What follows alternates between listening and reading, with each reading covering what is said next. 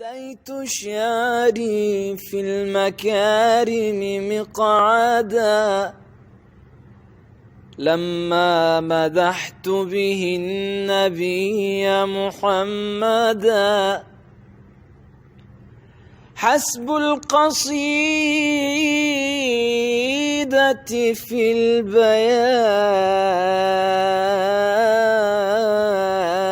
تألقا.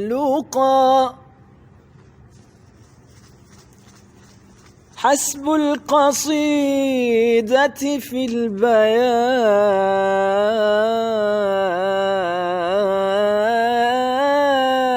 تألقا. وجمال معنى أن تشيد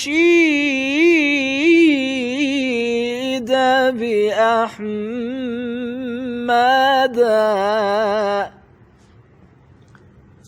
طوبى طوبى طوبى